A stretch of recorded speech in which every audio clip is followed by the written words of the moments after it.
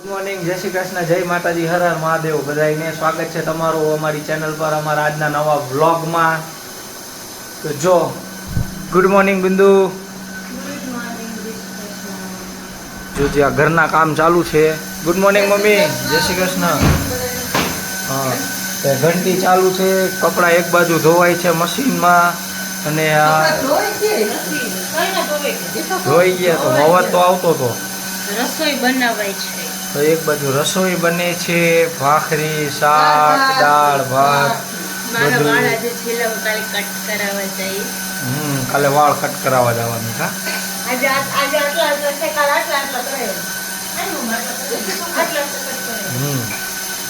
કેવું જોડા કરાય ના? કેવું તારા જોડે વાળ કરાય ના? કરાવી નાખો. હું કાલ કેવા જોડે વાળ કરાય. અમારે તો કેવું છે, બપોરનું જમવાનું પીવો કે સવારનો નાસ્તો પીવો એક જ ટાઈમ આવે, પછી કાંઈ આવે નહીં. પછી ખાલી મમ્મીને ખાવું હોય તો રોટલો ને શાક ને એવું ખાઈ લઈએ, બાકી હું કે બિંદુ તો કોઈ જમતા નથી. ચાલો, તો 2 વાગી ગયા અને જો મમ્મા છે ને ઘંટી ચાલુ કરતા હતા. ઘંટી આજ કરી હતી કા? હા, સાફ કરતા. હા, બધા મૂકી દઉં છું ડબ્બામાં, બધું પડ્યું છે. આજે બધું જણને હા, પછી ત્યાં ઓમ આવી જાય, પછી સુઈ જાય. આજે વહેલો આવશે કા? આજે 8 વાગે આવે ને? સેટરડે છે ને આજે. સેટરડે. બધું દઈડું કા આજે તો? ચણાનો લોટ, ભાખરીનું, ચણાનો લોટ ને ઈદડાનું ને ઘઉંનો ઝીણો રોટલીનો. અને અહીંયા જો આ સાહેબ કામ કરે છે. કાલે આખો દિવસ કામ કર્યું. રાતે કેટલા વાગ્યા સુધી કેવું? 2 વાગ્યા સુધી, 2-2:30 વાગ્યા સુધી કામ કર્યું. 2-2:30 વાગ્યા સુધી કર્યું કામ. અને આજ સવારના ઉઠીને બેસી ગયા છે. ક્યારે પતશે કેવું? બસ હવે 1-2 કલાક પછી સાવ પૂરું. એમને આવું આ તો આવું દર વખતે ન હોય, પણ આ વખતે આ બધું સેટઅપ ચેન્જ થાય છે ને, એટલે બધું આ થોડું કરવું પડે. બધા ડોક્ટરના કા આવરણ નાખવાના રહીએ ને. હવે કેવલને જે આવ્યા વર્કિંગમાં જવાનું જે ડોક્ટર છે એ બધાને ના, એટલે બીજું કઈ નથી, નકર તો થઈ જાય. સરસ લ્યો. તો હમણાં આવશે ઓમભાઈ ને મમ્મા આજે જવાના છે બહાર અને હું જવાની છું આજે. હું મારા માસીની ઘરે જવાની. યસ. અને તું તારા માસીજીની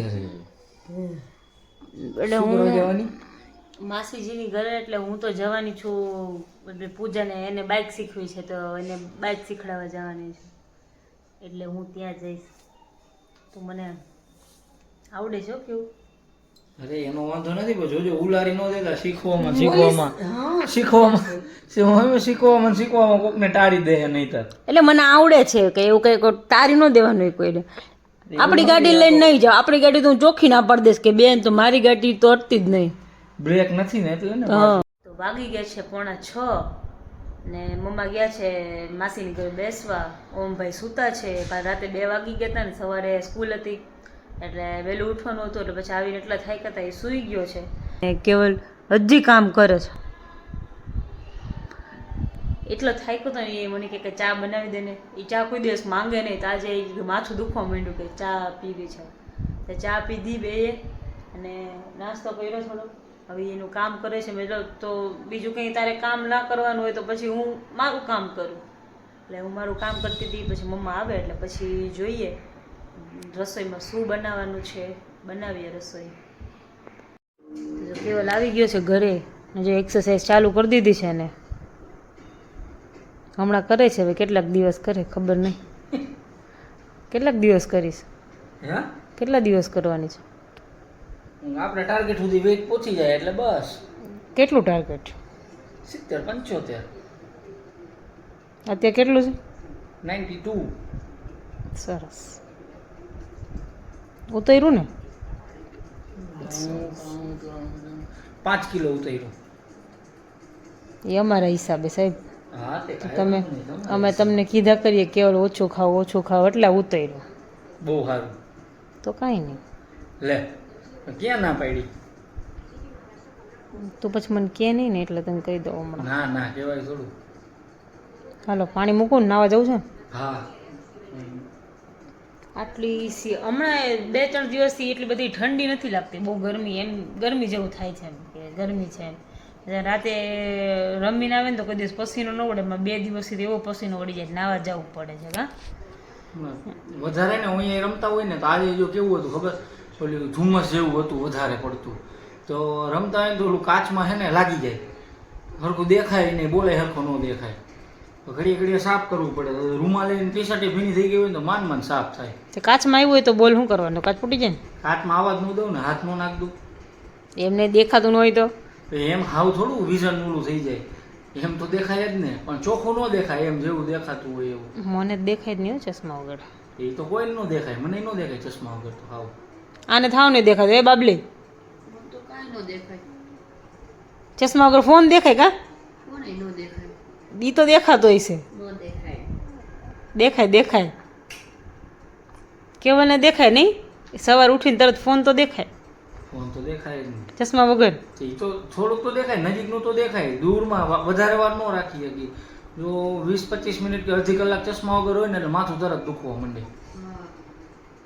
હા નહીં, એટલે અમે કહીએ છોકરાઓને કે છે ને બહુ ફોન નહીં જોવા, નથી જોતો, ક્યાં જોવું? બહુ છોકરાને ફોન નહીં બતાવવાના. અત્યારે કેટલા બધા કિસ્સા એવા બને છે કે ફોન વધારે જોવે છે ને તો આમ આ બધા હાથના સ્નાયુ ખેંચાઈ જાય છે અને આંખમાં પ્રોબ્લેમ થઈ જાય છે ને ઘણા બધા કિસ્સા એવા બને છે કે છોકરાના હાથમાં ફોન નહીં આપવાના. એટલે નથી જોતો, ટીવી જોઉં હું તો. હા, હમણાં હો કેટલા દિવસથી, અઠવાડિયું નથી હજી. કેટલા દિવસથી નહીં, આજે જ જોતો તો ને હમણાં. અરે એમ ભલે જોતો હોય, હાલો અડધી પોણી કલાક જોતું હોય એ વસ્તુ અલગ છે, નહીં તો પહેલાં તો મેં નહોતું કહી દીધું, મેં કહું મોબાઈલ લેવો હોય તો અડધી કલાક ને બહાર રમવા જવું હોય તો 2 કલાક છૂટ ટીવી જોવાની, બહાર રમવા જવાની. કન્ટિન્યુ કરો, કેમ બેસી ગયા? મારે કરું ને. કેવી રીતે ઉતરો? કેવું વજન?